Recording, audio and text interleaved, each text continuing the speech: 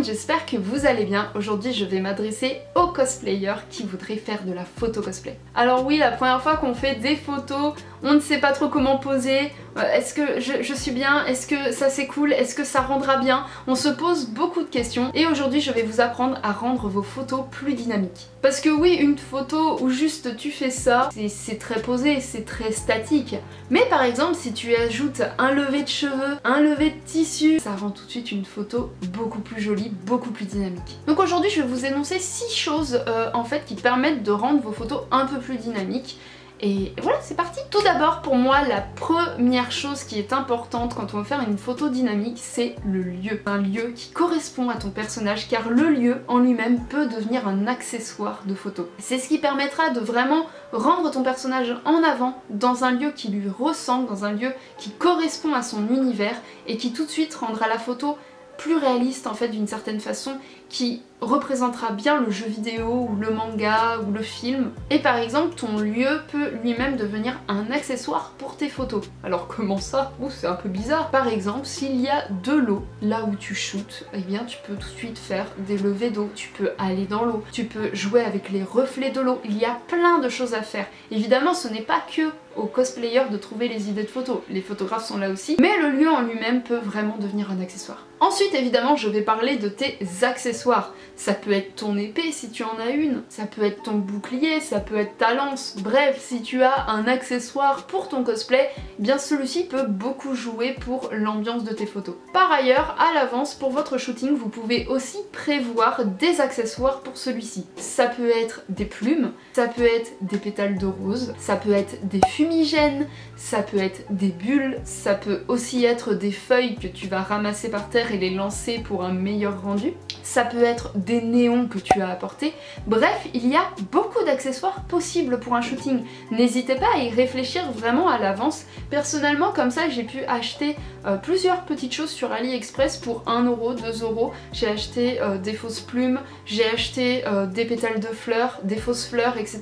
Et ça aide beaucoup pour dynamiser les shootings. Évidemment, avoir des accessoires, c'est cool, mais il faut que la pose joue énormément. Car si tu restes planté comme ça, bah évidemment, ça va pas rendre quelque chose de stylé. Mais si tu commences à bouger, à être un peu plus dynamique sur tes photos, à t'inspirer, vraiment je t'invite à t'inspirer des photos références de ton personnage. N'hésite pas à regarder des fanarts, n'hésite pas à regarder des photos d'autres cosplayers si jamais ça peut t'indiquer des idées, mais vraiment ça joue énormément. Personnellement je regarde beaucoup de fanarts avant de shooter les costumes choisis. Ça m'aide à me donner une idée des plans que je pourrais faire, ça m'aide à me donner une idée des poses que je peux faire et c'est hyper intéressant. Donc la pose c'est très bien, mais les mains aussi jouent énormément. Si je mets ma main comme ça, bah c'est pas ouf. Par contre si je la tourne comme ça, ça rend beaucoup plus stylé. N'hésitez pas à jouer avec vos mains, à jouer avec les formes de vos doigts, à vraiment sortir des choses intéressantes.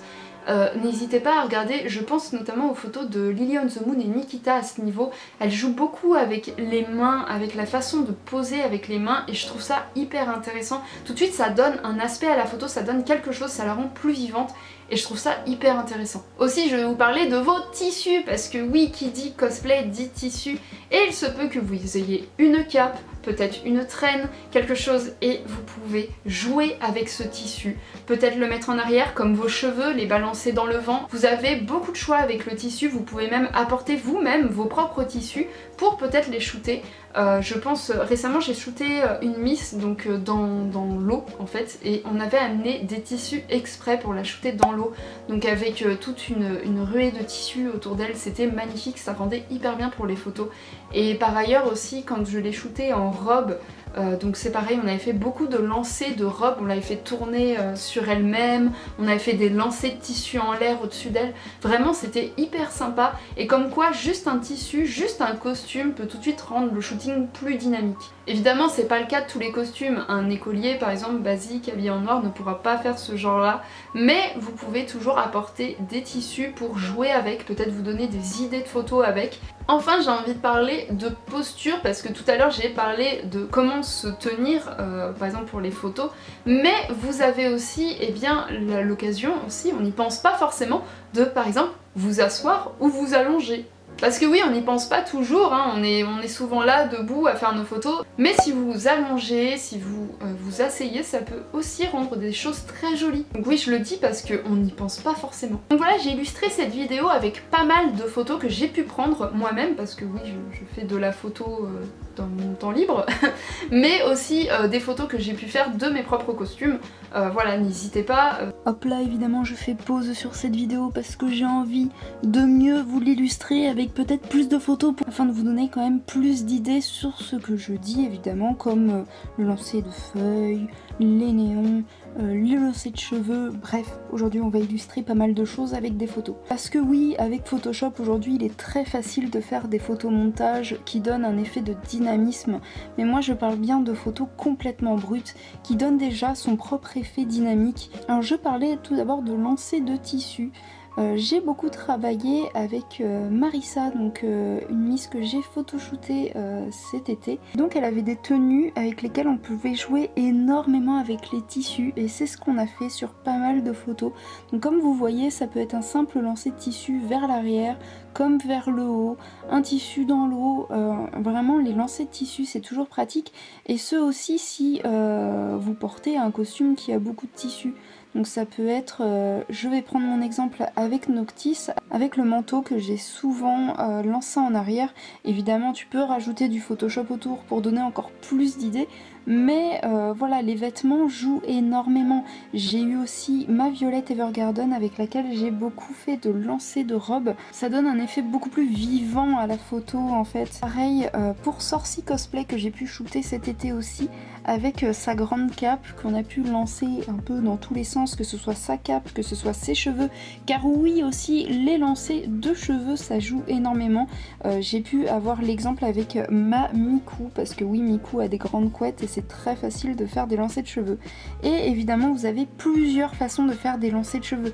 Ça peut être juste vers l'arrière, ça peut être sur les côtés, ou ça peut être, alors là cette fois-ci vous aurez besoin de 2 personnes pour vous aider, mais ça peut être lancer des couettes de chaque côté vers un angle différent. Donc là par exemple j'ai eu un helper qui a lancé une première couette vers l'arrière et un autre helper qui a lancé la couette vers l'avant, ce qui a donné un effet tournant à la photo en fait, comme si je venais de me retourner tout simplement. Aussi comme accessoire de costume, j'ai l'exemple de Lightning avec la traîne de plumes qui est le seul élément de la tenue que je peux bouger.